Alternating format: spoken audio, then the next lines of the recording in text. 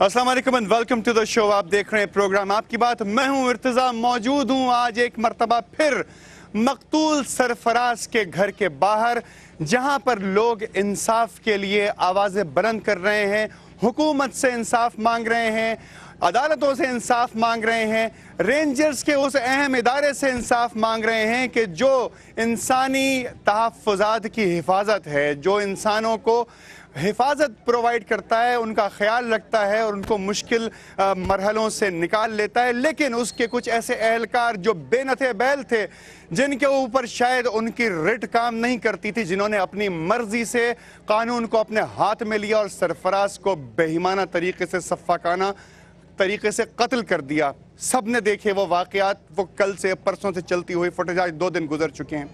बात शुरू होगी आज उस मौजू से कि जो सबसे इंपॉर्टेंट है और स्टेट का मौजू है, इस वतन का मौजू है, जिसमें हर 18 करोड़ आदमी में हर इंसान शामिल है उसके ऊपर राय देने के लिए। और वो मौजू ये है कि जो काम इंतज़ामिया को करना चाहिए था, जो काम सदर पाकिस्तान को करना चाहिए था, जो काम वज़ीर आज़म को और तमाम उनके मातहतों को करना चाहिए था, वज़रा को करना चाहिए था, वो काम एक मरतबा फिर सुप्रीम कोर्ट ने करके दिखाया कि अगर किसी भी चीज़ के अंदर आप डिले कर रहे हैं तो डिले के नुकसानात क्या होते हैं और हुकूमती रिट किस तरीके से कायम होती है।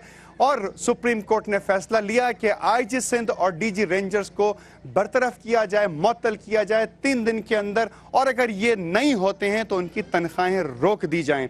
इस मौजू के ऊपर बात होगी और सबसे इंपॉर्टेंट मौजू ये है कि सरफराज कत्ल केस के अंदर मजीद इंकिशाफात हुए हैं, उनका भी जिक्र किया जाएगा। गुफ्तगू में शामिल रहेंगी हमारे साथ शर्मिला फारूकी साहिबा, हमारे साथ मौजूद हैं फैसल शकील, हमारे साथ मौजूद हैं मकतूल के भाई सालिक शाह, जिनका ताल्लुक समा टीवी से है, रिपोर्टर हैं, सहाफ़ी हैं, और वो तमाम लोग यहाँ मौजूद हैं जो अहले महल्ला हैं, जिन्होंने हर तरीके से हर दरवाजे को खटखटाने की कोशिश की सिर्फ इंसाफ मांगने के लिए।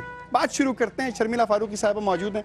शर्मिला फारूकी साहबा, हुकूमत को जो मेजर्स लेने चाहिए थे वो हुकूमत ने नहीं लिए, एक मरतबा फिर फैसला करना पड़ा सुप्रीम कोर्ट को, क्यों डिले होता है? देखिए इर्तिजा, बात यह है कि आज जब चीफ सेक्रेटरी सिंध, कायम मकाम चीफ सेक्रेटरी सिंध सुभान मेमन साहब सुप्रीम कोर्ट के सामने पेश हुए तो उन्होंने इस बात का खुले लफ्ज़ों में एतराफ़ किया कि ये सिविल इंतज़ामिया की नाकामी रही है और उन्होंने अपने आप को अदालत के सामने सरेंडर किया। तो उसके बाद मेरा ख़्याल है कि मेरा या आपका कहने का कुछ और बनता नहीं है, बात बड़ी वाज़ेह है। देखिए, सबसे अहम चीज़ ये है कि बहुत बड़ा मुल्क है, सदर हैं, वज़ीर आज़म हैं, सूबा बहुत बड़ा है, और ख़ुसूसन अगर हम कराची की बात करें तो 2 करोड़ की आवाम है। यहाँ पर हर वारदात में वज़ीर आला ख़ुद तो मॉनिटर नहीं करेंगे, ख़ुद तो वहाँ मौजूद नहीं होंगे, ये पुलिस का काम है। अब मैं इसकी ज़िम्मेदार जो FIR में जो डिले हुई है कि जब तक ये वीडियो मंजर आम पर नहीं आई, FIR लॉन्च नहीं हो सकी, तो इसकी जिम्मेदारी FIR तो लॉन्च हुई थी, मगर झूठी FIR लॉन्च हुई थी, वो तो रेंजर्स की जानिब से हुई थी ना। देखिए, वो तो रेंजर्स की जानिब से हुई थी ना, जो उस FIR के लॉन्च करने के बाद जो है बेचारे सरफराज को डाकू और डकैत बना दिया गया। लेकिन जो सरफराज रहमान मलिक साहब ने इतना बड़ा स्टेटमेंट दे दिया कि वो डाकू है, उसका डाकुओं से ताल्लुक है, ये ग्रोह था 8 अफराद का, ये डकैतियां वारदातें करते थे। यही रहमान मलिक साहब जब अक्सर बात करते हैं तो कहते हैं नहीं जी, हम फलाने को मुजरिम नहीं कह सकते, क्यों? क्योंकि उसका जुर्म साबित नहीं हुआ है अभी तक। इस केस में इतनी अर्जेंसी कि उन्होंने फौरन एक आदमी को डाकू करार दे दिया बगैर इन्वेस्टिगेशन के। उनके स्टेटमेंट पे कमेंट करे बगैर एक बात कहना चाहूँगी, और सरफराज के भाई यहाँ पर सालिक मौजूद हैं, ये बेहतर बता सकेंगे। अगर वो एक डकैत था, डाकू था, उसका वो एक ग्रोह चला रहा था, तो शहर के किसी थाने में कहीं तो उसके ऊपर कोई FIR होगी, कहीं तो उसका कोई पुलिस रिकॉर्ड होगा, और अगर और साथी होंगे, और साथी को छोड़ दें उसके ऊपर होगा ना। अगर वो डकैत था, क्रिमिनल रिकॉर्ड तो कहीं ना कहीं किसी थाने में तो होगा ना। रिकॉर्ड नहीं मिला, ये तो भाई उन्हें बताएंगे। देखें, नहीं है ना, तो इसका मतलब ये है कि हम किसी को बगैर हकायक को जाने हुए उसके ऊपर डिबेट किए बगैर आप एक जजमेंट नहीं दे सकते किसी के ऊपर। और अब तो वो एक शख्स वो था जो कत्ल हो चुका है, उसको बेदर्दी से कत्ल कर दिया गया। आप हमारे साथ मौजूद हैं। मौजू एक गुफ्तगू, आपको पता है ये सिचुएशन यहाँ पे है कि वो नए इंकिशाफात क्या हैं। अफसर खान जो आदमी था जो उस फुटेज के अंदर सरफराज को पकड़ के ला रहा था, वो पुलिस की तहवील में है। मौजूद है हमारे साथ फैसल शकील साहब, हमारे बीट रिपोर्टर हैं क्राइम्स के अंदर, इन्होंने बहुत सारे काम किए हैं। बताइए फैसल कि क्या क्या कैफियत है, क्या सिचुएशन है, क्या क्या आपने इसमें से अभी तक खबर मालूम की है? ارتضیٰ جو یہ کیس ہوا ہے یہ انتہائی فیک کیس ہے، اور اگر یہ فوٹیج منظر عام پر نہیں آتی تو رینجرز اور پولیس نے اس بیچارے نوجوان سرفراز کو ڈاکو بنانے میں کوئی کسر نہیں چھوڑی تھی۔ اب یہ انہوں نے جو ہے یہ واقعہ ہوا ہے 5:15 بجے FIR کے مطابق، اور یہ ڈیتھ ہوئی ہے سرفراز کی 6:15 بجے۔ انہوں نے پولیس کو کال کیا؟ جی، انہوں نے ایمبولینس کال کی، اور ایمبولینس کی جو چھپا ویلفیئر کی ایمبولینس آئی اس نے اس کو سرفراز کو زخمی حالت میں ڈالا اور اسپتال پہنچایا۔ اس وقت ابھی جو ہم نے اس کو انویسٹیگیٹ کیا ہے اس میں جو چھپا ایمبولینس کے ڈرائیور ہے اس کا یہ کہنا ہے کہ ہم اسے نہیں معلوم کہ وہ آیا زندہ تھا یا انتقال کر چکا تھا، تاہم جو CMO ڈیوٹی پر ہے اس کا یہ کہنا ہے کہ وہ اس میں کچھ سانسیں تھیں اور وہ تقریباً میڈیکل آفیسر CMO نے کیوں کیا یہ کام، MLO نے کیوں نہیں کیا؟ اس بارے میں جو ہے وہ حکام یہ کہتے ہیں کہ زخمی جب ایمرجنسی میں آتا ہے تو اس کو لک آفٹر جو ہے وہ CMO کرتا ہے اور پھر MLO کو کال کیا جاتا ہے۔ 15 منٹ تک یہ زیر علاج رہا اور زیر علاج رہنے کے دوران یہ جاں بحق ہوا۔ اب اس کی سب سے اہم بات یہ کہ اس کی FIR جو درج کی گئی پہلی رینجرز کی جانب سے، جس میں ایک پرائیویٹ آدمی کو مدعی بنایا گیا، وہ خان افسر، وہ جو وہاں پارکنگ کا ٹھیکیدار ہے، وہ پکڑ کے لایا، اس نے ڈکلیئر کیا یہ ڈاکو ہے۔